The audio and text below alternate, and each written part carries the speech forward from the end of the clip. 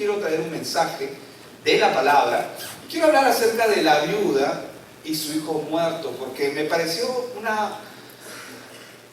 es un pasaje extraordinario que solamente lo relata el libro de Lucas. Lucas, como ustedes saben, era médico de carrera, muy acucioso, muy afinado, muy detallista en cuanto a muchas cosas cuando él menciona.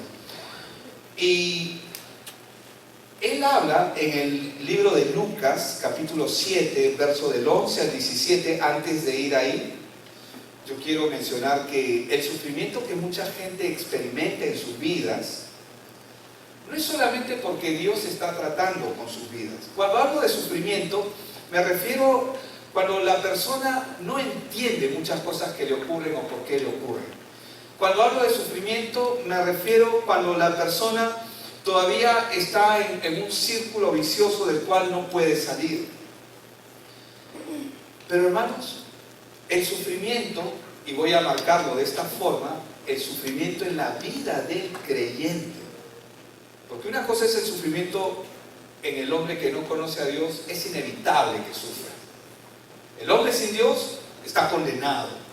Es inevitable el sufrimiento, es inevitable el dolor, es inevitable las tragedias. Pero cuando hablamos del sufrimiento en la vida del creyente,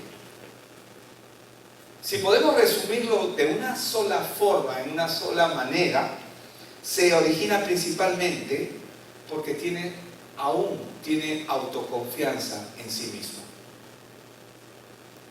en sus pensamientos, en sus criterios, en sí mismo. Entonces, una persona, un creyente que experimenta el sufrimiento, se da principalmente porque aún confía en sí mismo. O aún confía en sí misma. ¿Me dejo entender? Ahora, el arrepentimiento y la fe, que es dos de los puntos que vamos a tocar a través de la historia, quizás vamos a ir un poquito más sobre ello, pero el arrepentimiento y la fe son dos cosas primordiales que todo creyente debe de tener, o que toda persona antes de venir a Cristo debe tener. Primero, que el arrepentimiento. ¿Qué es el arrepentimiento? ¿Cómo podríamos resumir en una palabra o en dos palabras lo que vendría a ser el arrepentimiento? Porque mucha gente piensa que arrepentirse es: me siento mal por lo que he hecho. Eso podría traducirse como un remordimiento.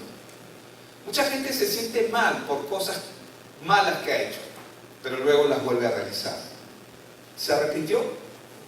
Solamente hubo un remordimiento en su vida, en su corazón. Entonces, ¿qué es el arrepentimiento? El arrepentimiento es cuando el hombre experimenta y se da cuenta a sí mismo que no hay respuesta, que no tengo la respuesta en mí mismo. El arrepentimiento es cuando me doy cuenta que no tengo la respuesta en mí. Esto es arrepentimiento. Cuando la persona se da cuenta que en uno mismo no hay nada. No hay nada bueno. Ay, pastor, ¿cómo va a ser eso el arrepentimiento? Sí, porque tienes que arrepentirte de dejar de caminar en ti para comenzar a poner algo que Dios depositó en el hombre. A cada uno dice que le ha dado una medida de fe que viene de parte de Dios. ¿Para qué?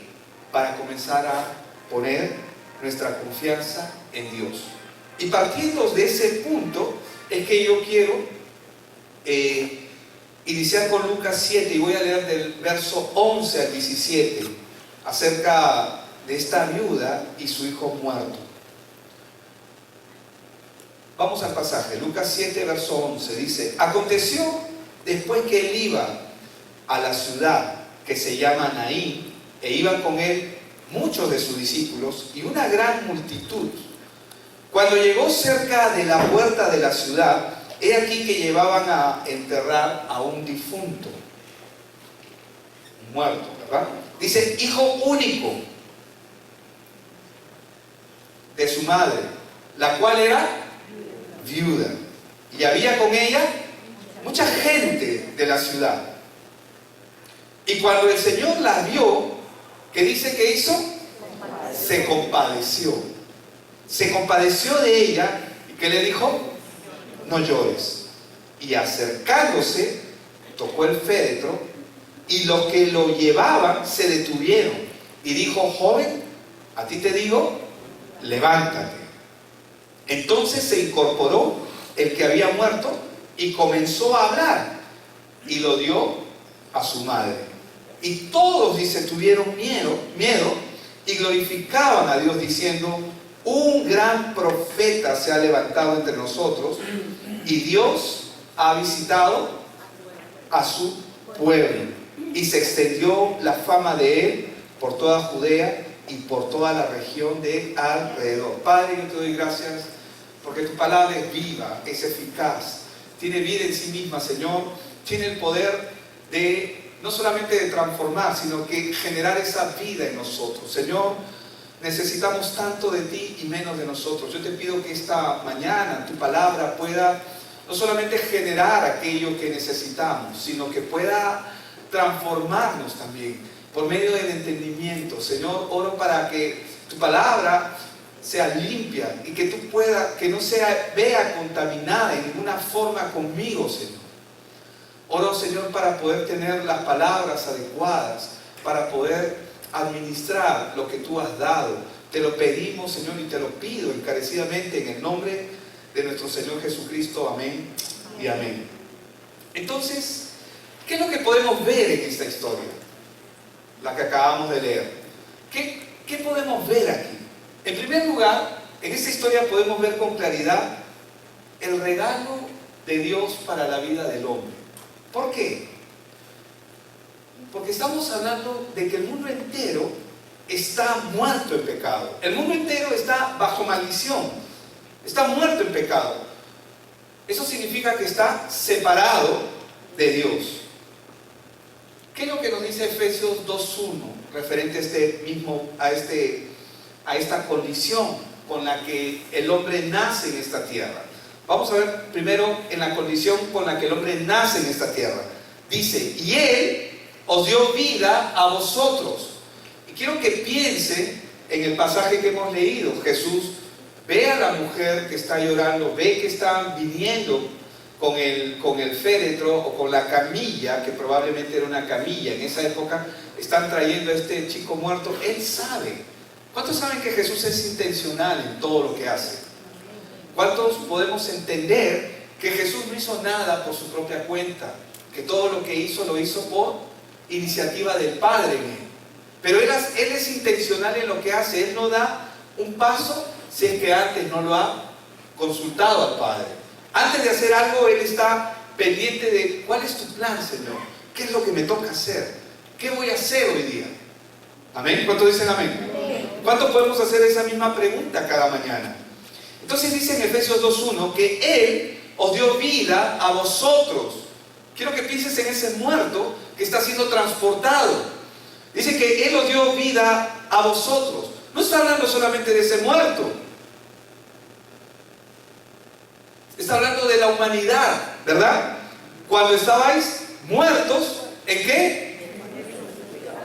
Ahora, el hijo de esta viuda estaba muerto.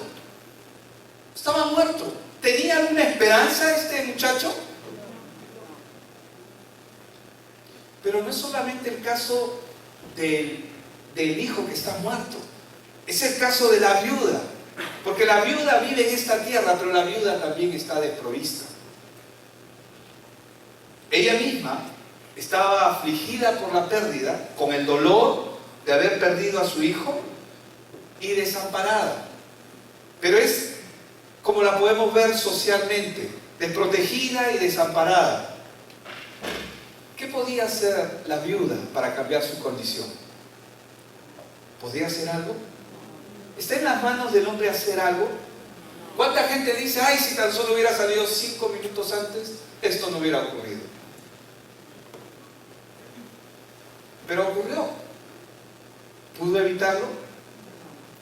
No, porque en las manos del hombre no está el poder hacer nada. Y vemos que esta mujer no podía hacer absolutamente nada para cambiar su condición. La pregunta que puede puede sonar hasta incluso mal, pero la pregunta es, ¿qué podía hacer el hijo de la viuda por sí mismo? ¿Cuál era su condición? ¿Cuál era su condición? Está muerto. ¿Qué puede hacer él por sí mismo? ¿Qué puede hacer por sí mismo? Nada. Al estar muerto, la palabra muerte, por si acaso, significa separado. Es importante aclarar los términos. ¿Por qué? Porque en el caso del joven, él ya estaba muerto a nuestro mundo terrenal. ¿Me está siguiendo? Él estaba muerto a nuestro mundo terrenal. Cuando una persona parte de esta tierra, ya no podemos hacer nada. No podemos hacer absolutamente nada, a menos que Dios diga otra cosa, como es el caso que vamos a ver. Él está muerto terrenalmente. Si está muerto, ¿puede hacer algo por sí mismo? No. De la misma forma, el hombre que nace en esta tierra, nace muerto espiritualmente. ¿Qué significa muerto? Que está separado. Entonces, el hombre nace separado de Dios. ¿Me dejo entender? Este muchacho joven estaba muerto terrenalmente. Es decir, su cuerpo estaba ahí, pero él no estaba ahí. ¿Me dejo entender?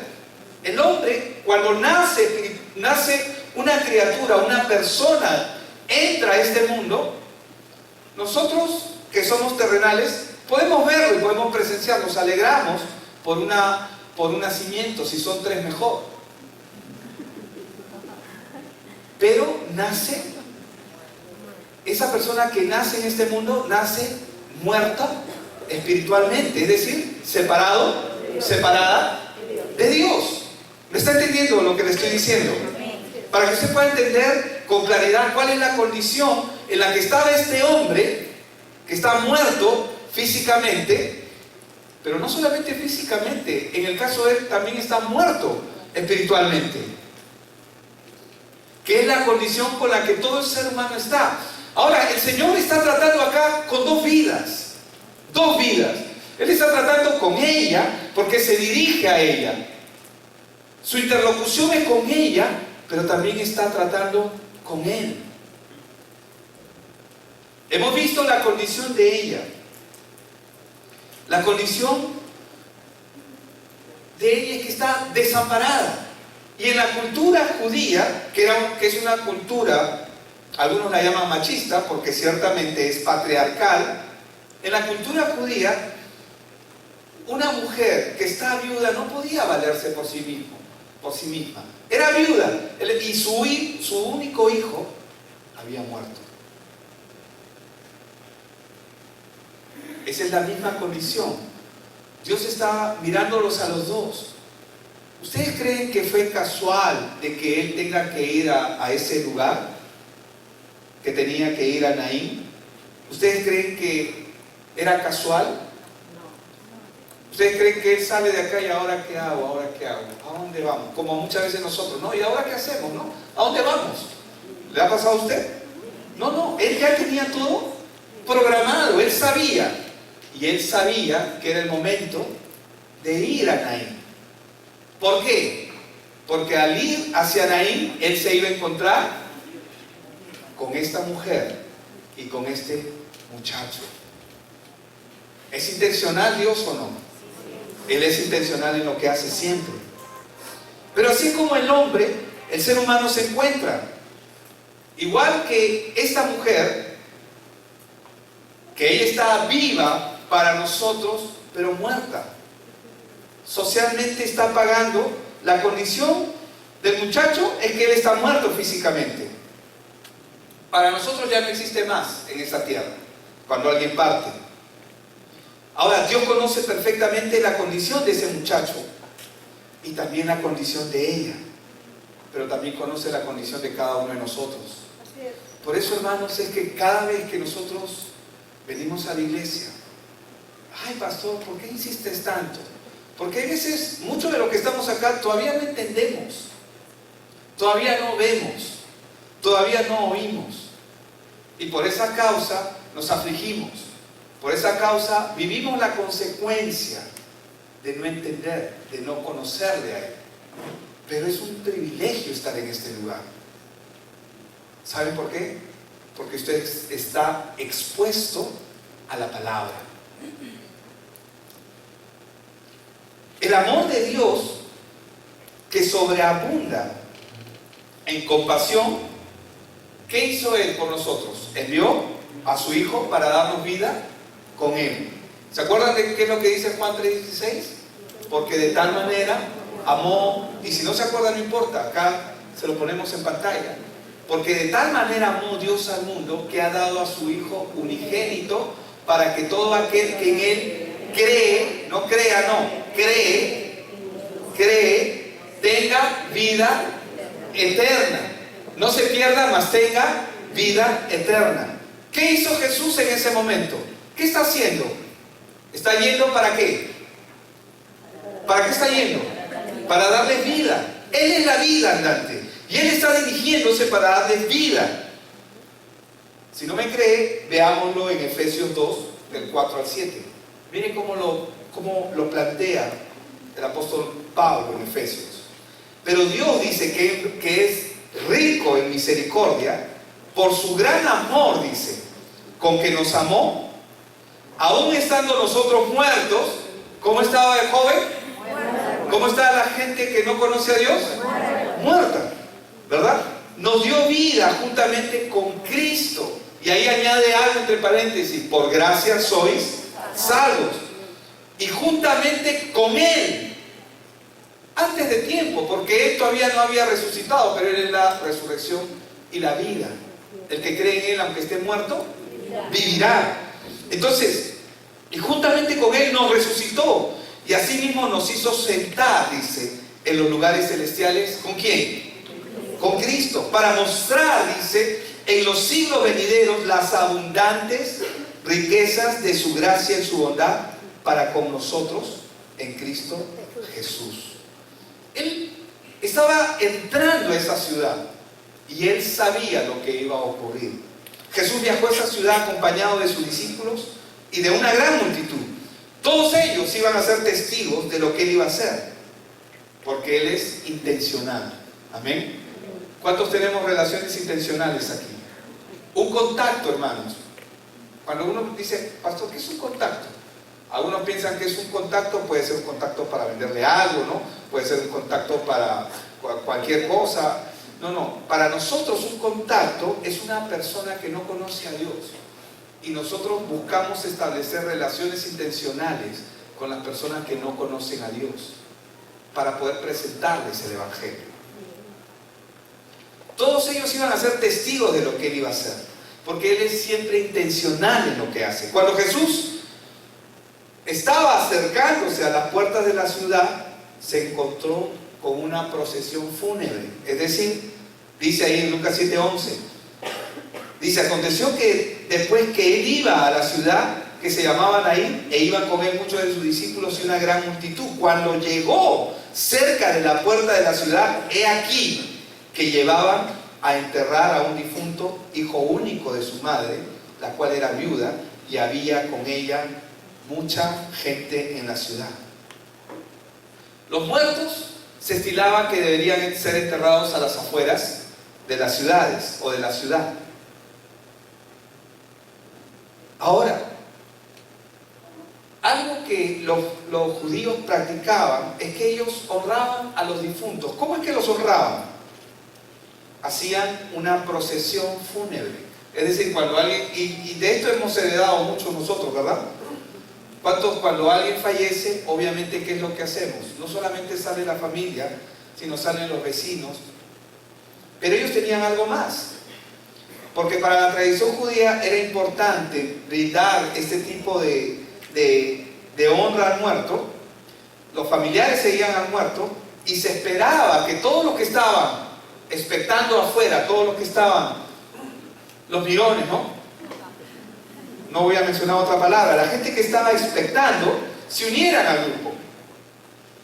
Y las plañideras eran contratadas para eso. ¿Por qué? Porque las plañideras eran las lloronas, eran las que lloraban de manera escandalosa para que la gente, era como una alarma, ¿no? ¿No? De manera escandalosa para que la gente apreciara que había un cortejo fúnebre y para que ellos se unieran al grupo. Y se unían al grupo. De acuerdo a la tradición, esta persona que había muerto, que estaba con su madre, no solamente estaba en un cortejo fúnebre, sino que salir desde su casa hasta las afueras de la ciudad, tuvo que pasar por muchas calles, ¿verdad? Y por ende mucha gente comenzó a caminar. Y Jesús venía de manera intencional. Amén. Eso está claro, ¿verdad? Que el Señor es intencional en todo lo que hace. Tiene que estar claro, hermanos, porque Él no hace nada por casualidad. Él no dice, uy, me equivoqué, uy, metí la pata, como yo lo he dicho N de veces. Él nunca pronunció esa palabra porque todo lo que hizo, lo hizo sincronizado con el Padre. Entonces, de inmediato el Señor, que es intencional en lo que hace, se hace cargo de la situación. Porque Él ve a esta mujer y tiene compasión. Porque Él tiene compasión. Ahora, unos dirán, ay, pobrecita, tiene compasión de ella porque ha perdido a su hijo. Sí, es verdad, pero esa no es la razón más importante. Ay, tiene compasión porque va a sufrir y va a quedar desamparada. Probablemente, si no tiene muchos bienes, se van a aprovechar de ella, la van a estafar. Probablemente va a terminar su vida mendigando. Pero el Señor no es intencional solamente por eso. Porque Él sabe que el verdadero problema del hombre no radica en lo que tiene o en lo que no tiene. Radica es con quién está y con quién no está. El hombre sin Dios está condenado al fracaso, a la miseria. No importa si tiene plata, no importa si tiene logros académicos. El hombre sin Dios está condenado a la muerte espiritual. Y Jesús vino a librarnos de eso. Por esa razón Él vino. ¿Para qué vino Él? Él vino a darnos vida. Para eso vino. Juan 6:38 nos dice que porque He descendido del cielo, no para hacer mi voluntad, sino la voluntad del que me envió. ¿Qué significa? Que Él vaya a ir era voluntad de ¿quién? Del Padre. Todo lo que hizo Él era voluntad de ¿quién? Porque Él no hace nada por su propia, sino todo lo que ve hacer al Padre, eso hace. Juan 8:29. Porque el que me envió conmigo está. No me ha dejado solo el Padre, porque yo hago siempre lo que le agrada. Juan 8:42. Yo sé que dice, Jesús entonces le dijo, si vuestro Padre fuese Dios, ciertamente me amaríais, porque yo de Dios he salido y he venido. Y ahí dice el punto que quiero resaltar. Pues no he venido de mí mismo, sino que Él me envió. Hermanos, a todo lo que el Señor hizo en esta tierra, el Padre lo envió, lo comisionó. Amén. Un verso más, Juan 8:31. Y dice ahí, y como el Padre me mandó, así hago. Y como el Padre me mandó, yo sé que dice ahí la primera parte más, para que el mundo conozca que amo al Padre. Pero dice, y como el Padre me mandó, así hago. ¿Qué significa? Que todo lo que Él está haciendo es mandato, es intención, es el plan, es el deseo del Padre. Entonces podemos estar totalmente claros y seguros de que lo que Él está haciendo es la voluntad de ¿quién? Él no está haciendo su propia voluntad. ¿Qué está haciendo? La voluntad del Padre. Ahora veamos el verso 13 y 14. Y cuando el Señor dice, la vio, ¿qué dice que ocurrió? Se compadeció de ella. ¿Y qué le dijo? No llores. Mira, yo he participado en varios entierros.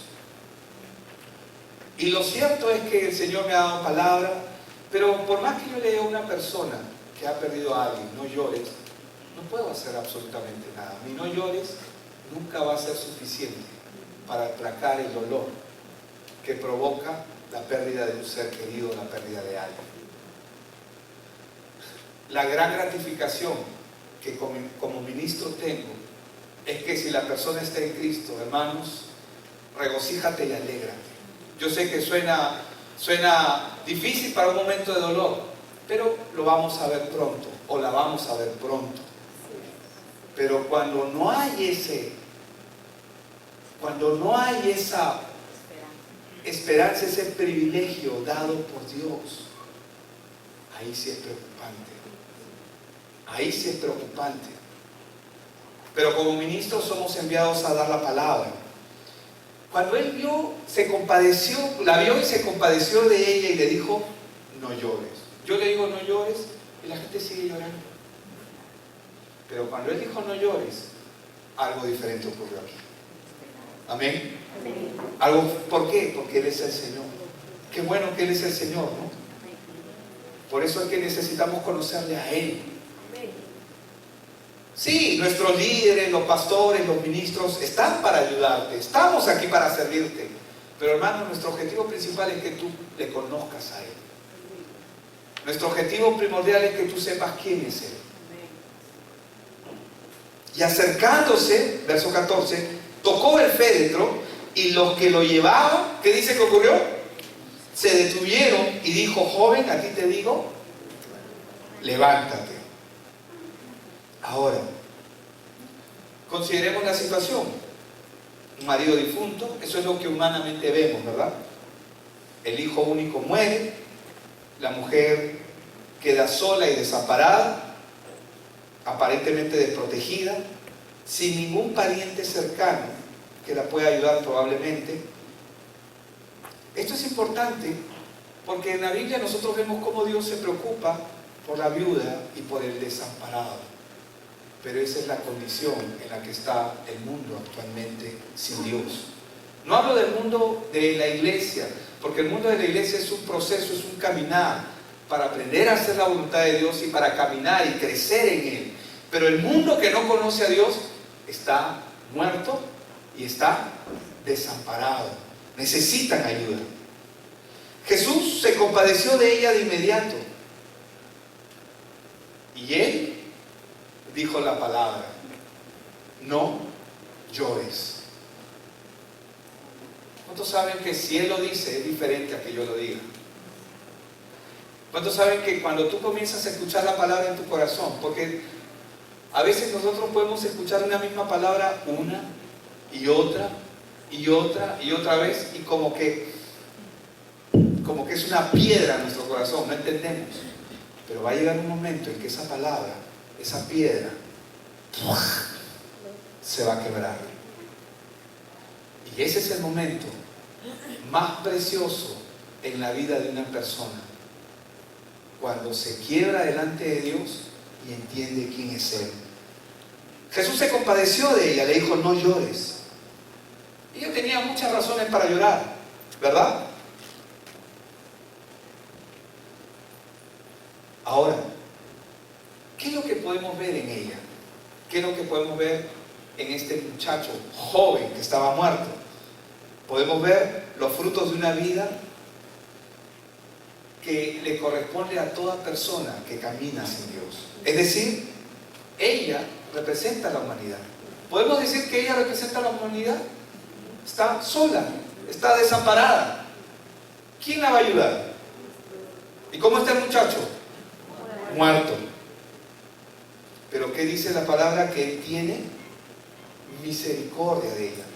Algo que yo quiero aclarar acá es un punto muy importante.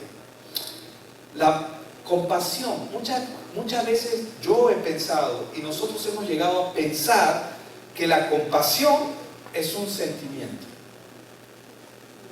Pero la compasión, hermanos, es una actitud más que un sentimiento. Produce un sentimiento, pero es una actitud. ¿Por qué la compasión es una actitud? Veámoslo en la palabra.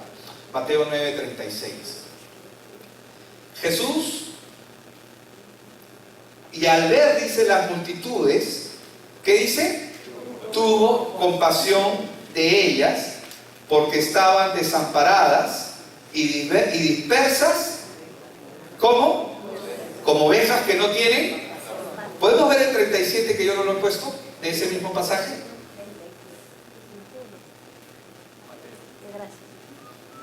Entonces, ¿qué dijo? Dijo a sus discípulos: a la verdad, la mies es mucha, mas los obreros poco. 38. Rogad pues al Señor de la mies que envíe obreros a su mies. ¿Qué Él hace cuando Él ve la necesidad? Tiene compasión en su corazón. ¿Pero qué genera la compasión? Una actitud en Él de hacer algo, ¿verdad? Eso es lo que debe generar en nosotros la compasión. Si veo a una persona que está perdiéndose, ¿qué es lo que tengo que hacer? Ir con el Evangelio, porque yo no puedo rescatar a nadie, pero el Evangelio sí puede. El Evangelio es poderoso. El Evangelio me sostiene a mí. El Evangelio es tan poderoso, es como que yo solamente le tienda la mano a alguien. Cristian, un ratito, por favor.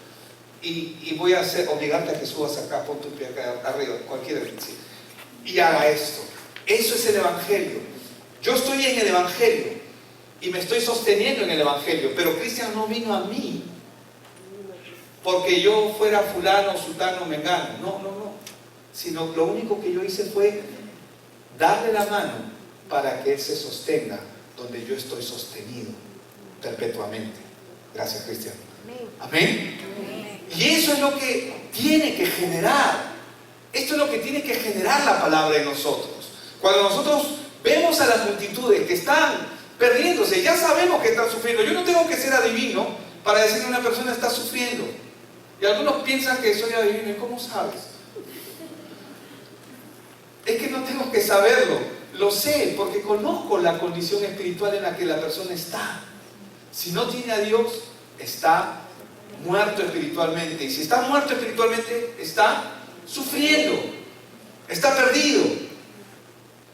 Por eso es que el Señor tuvo compasión, porque los vio como ovejas que no tenían pastor. Ahora, el hijo que estaba muerto, ya vimos que él no hizo nada para volver a la vida. Y muchos podrían decir: uy, una nueva oportunidad, ¿no? Dios le está dando su segunda oportunidad. Y yo me voy a corregir en esto, porque hermanos, Dios no da segundas oportunidades. Él da una única oportunidad. No significa, y es permanente, es constante, es perpetua. Nunca la quita de nuestro lado. Una vez que puso su mirada en nosotros, no la va a sacar. ¿Por qué? Porque ¿qué dice la palabra? El que comenzó la buena obra la va a perfeccionar hasta el día de Jesucristo. Él se va a encargar de nosotros. Amén. Y va a usar a los líderes, va a usar a los ministros, va a usar la escuela de la palabra, va a usar el mensaje del domingo. Jesús no nos da una segunda oportunidad de vida. Él nos da la vida misma, porque Él es la vida misma. Él es el fluir de la vida. ¿Por qué? Porque lo que antes teníamos, hermanos, no era vida. Para los que estamos en este camino y estamos aprendiendo a caminar en este camino, podemos reconocer cómo era nuestra vida pasada. Y yo me avergüenzo de mi vida pasada. Y no tengo vergüenza en decir cómo era, porque el Señor es tanto lo que ha hecho. ¿Qué podemos decir? Es lo mismo que la mujer que fue encontrada en adulterio. No, la mujer samaritana. Vengan, escuchen a un hombre que me ha dicho que he tenido 5 maridos. Eso se hubiera visto muy mal en una sociedad como la sociedad judía. Y se vio mal, pero ¿ella tenía algún problema con su condición? No, porque una vez que conoces quién es el Señor, quién es tu Salvador, tu vida anterior ya no importa. Comienzas a vivir recién tu verdadera vida. No es por nuestros méritos. ¿Qué mérito tuvo este joven que estaba muerto? ¿Qué buena obra hizo para merecer que Jesús lo resucite? ¿Qué hizo? Nada. Y es solamente por la misericordia de Dios que Dios actúa en nosotros. Mi esposa lo dice de esta manera, mi esposa Katy lo dice de esta manera. Ella dice, yo antes pensaba, dice, que el Señor a mí me había escogido porque yo había sufrido mucho. Porque yo vi muchas cosas, yo sufrí tanto, y ay, pobrecita, ¿no? Por eso te voy a escoger. Y luego cuando ella comenzó a verse a través de la palabra, se dio cuenta que era una pecadora. Que Jesús vino por pecadores, Él no vino por gente sufriente, gente doliente, gente que está, de hecho que los va a ayudar, pero Él vino por pecadores llamados al arrepentimiento. Entonces Él tuvo compasión de las multitudes, porque los vio desamparados, los vio como ovejas que no tenían pastor. Entonces, cuando nosotros comenzamos a ver esa condición en nosotros, podemos ser rescatados de nuestra miserable condición. ¿Sabes? Yo era como esa mujer, viuda, desamparada. Sí, yo no soy mujer, pero yo estaba en la misma circunstancia que ella. Y cada persona en este mundo está en esa misma circunstancia. Yo era como ese muchacho que estaba en la camilla, que lo están llevando a enterrar. Yo estaba como él, muerto. Cuando tú lees la palabra, tienes que aprender a identificarte. Señor, ¿dónde estoy yo aquí? ¿Quién soy yo aquí? ¿Y dónde estás tú aquí? Amén. Tenemos que aprender a verlo. Por eso en Lucas 7:14, y acercándose, tocó el féretro. Y los que lo llevaban, ¿qué dice? Se detuvieron y dijo, joven, a ti te digo, levántate. Hemos visto que ellos no tenían oportunidad, como ninguno de nosotros la tenía. Y por su misericordia, Él pronunció sus palabras. Uno dice, hoy, ¿cómo es que el Señor, hoy en día, dice, cómo es que el Señor dice ahora, en este tiempo, joven, a ti te digo, levántate? Es por medio de su evangelio. Es por el oír y el oír de la palabra. Dice que Él se acercó y tocó el féretro.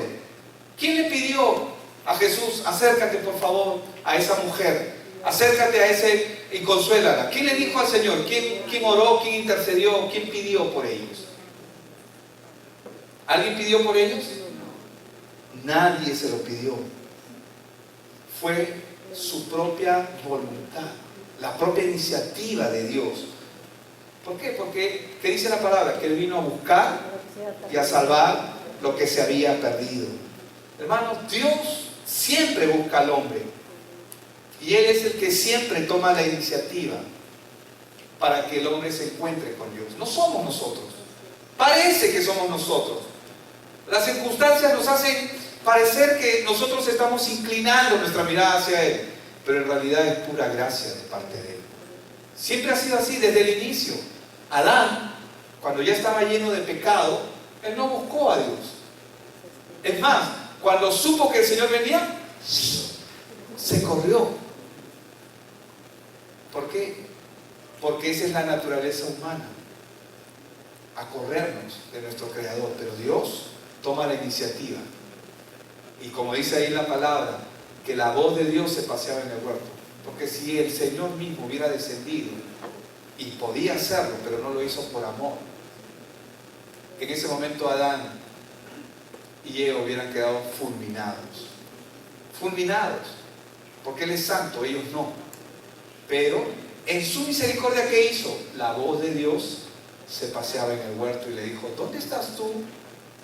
¿Sabes dónde estás tú? ¿Sabes dónde estás tú? ¿Dónde estás tú? Es la pregunta que el Señor le hace. Y luego le dice, joven, a ti te digo, levántate. Una vez más, vemos a través de la palabra que solo la palabra que sale de Dios puede dar vida al hombre que está muerto. Solo la palabra de Dios. Porque yo le digo, joven, levántate a un muerto, ¿y qué cree que va a pasar? Nada. No va a pasar nada. No va a pasar nada. Mis palabras no producen nada, pero la palabra de Dios produce la voluntad de Él en nosotros. ¿Qué debe de producir la palabra de Dios en mi vida? Su voluntad. Su voluntad. Porque la palabra de Dios produce la voluntad de Él en nosotros. Lo vemos un ejemplo parecido en el caso de Lázaro, en Juan 11:43. Y habiendo dicho esto, clamó a gran voz. Él no dijo, sal fuera. Todos los muertos hubieran salido afuera. Él dijo, Lázaro, sal fuera. ¿Y qué pasó? Lázaro salió afuera. ¿Por qué? Porque Dios lo dijo. Y esto es la riqueza del Evangelio. ¿Por qué? Porque solo el Evangelio, hermanos, puede producir la vida en el hombre. ¿Y cómo es que viene el Evangelio a mi vida, pastor? ¿Cómo es que yo me hago creyente? Cuando acepto a Dios, eso podría ser un buen inicio, pero no se da cuando tú aceptas a Dios. Se da cuando tú comienzas a oír la palabra, y esa palabra comienza a producir en ti el querer como el hacer por su buena voluntad. Cuando la palabra te muestra y te saca de las tinieblas y te trae a la luz, inmediatamente tú ves y comienzas a ver lo que antes no veías. En Lucas 7, verso 15 dice, entonces se incorporó, dice, el muerto, el que había muerto se incorporó. ¿Y qué hizo? Comenzó a hablar. ¿Y qué hizo el Señor? Se lo entregó a su madre. Y todos, dice, tuvieron miedo y glorificaban a Dios diciendo, un gran profeta se ha levantado entre nosotros y Dios ha visitado a su pueblo. Pregunta, ¿un profeta se había levantado? Sí, es verdad, Jesús era profeta, Jesús era pastor, Jesús era profeta, Jesús era evangelista, Jesús era todo, pero Él es el Señor. No podían verle, no podían reconocerle. Y se extendió, dice, la fama de Él por toda Judea y por toda la región de alrededor.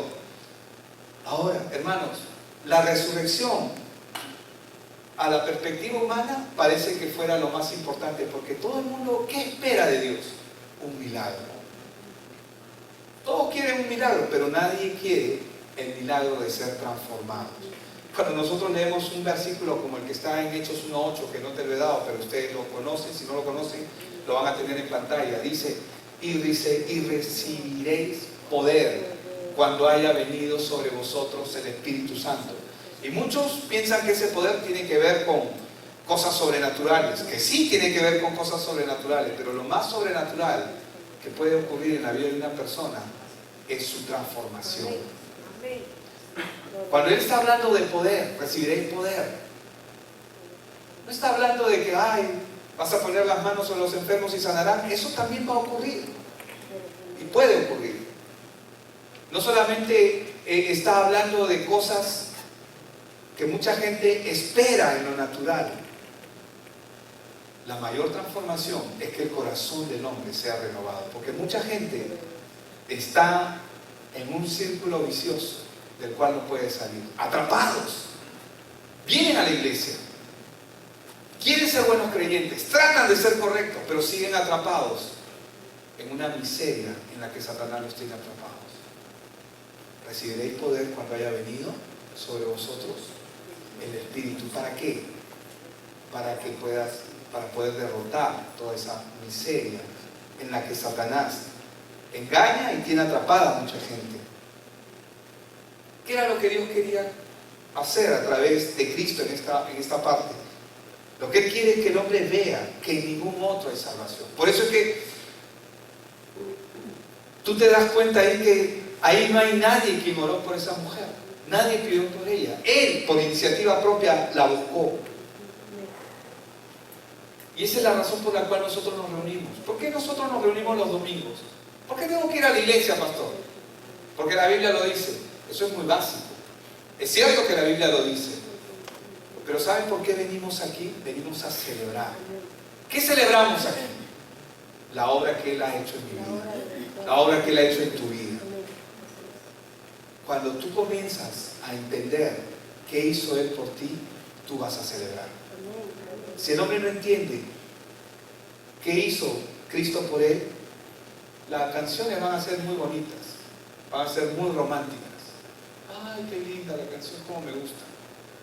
Pero son muy superficiales. Pero cuando tú entiendes qué hizo Él por ti, de dónde te sacó, y sabes que estás en este lugar, y cuando comienzas a adorar y alabar, alabas como los ángeles. Y aún más, porque los ángeles que están en el Señor no han pecado. Nosotros sí procedemos del pecado y estamos eternamente agradecidos por lo que Dios ha hecho en nuestras vidas. Esa es la razón por la que venimos acá. Y venimos acá a escuchar la palabra, a aprender la palabra, a meternos en ella, a dejar que la palabra comience a ministrar nuestros corazones. Venimos acá porque sé que no es suficiente, que sé que estoy imposibilitado, que si en algún momento yo me aparto de esta palabra, ay de mí, pobrecito de mí. Entonces, tenemos que entender que la obra que el Señor Jesús ha hecho, como lo hizo en el caso de esta mujer, como lo hizo en el caso de este muchacho, lo hace porque Él, su mirada sobre el hombre está en querer salvar al hombre. Todo el tiempo. Todo el tiempo. Amén. Entonces, la respuesta, hermanos, a todas las cosas que nosotros quisiéramos o queremos para nosotros, no están en nosotros. Hay muchos que dicen, no, la respuesta está en ti mismo. No, no es cierto. La respuesta está en Dios. Y la única manera de que la respuesta esté en Dios no es si yo me concentro y digo, voy a pensar en Dios. Señor, te necesito conectarme contigo. Así no viene. Porque su palabra, sus pensamientos están escritos y están dados para que en la medida en que meditemos en ellos produzcan ese querer como el hacer. Por eso es que si usted sale de casa y dice, ya sí, voy, ya, Señor, tú sabes que estoy saliendo contigo. Y sale. Y yo no estoy diciendo que esté mal, porque en el inicio siempre es así.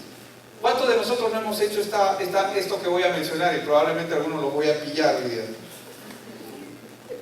Ay, Señor, háblame. Agarran la Biblia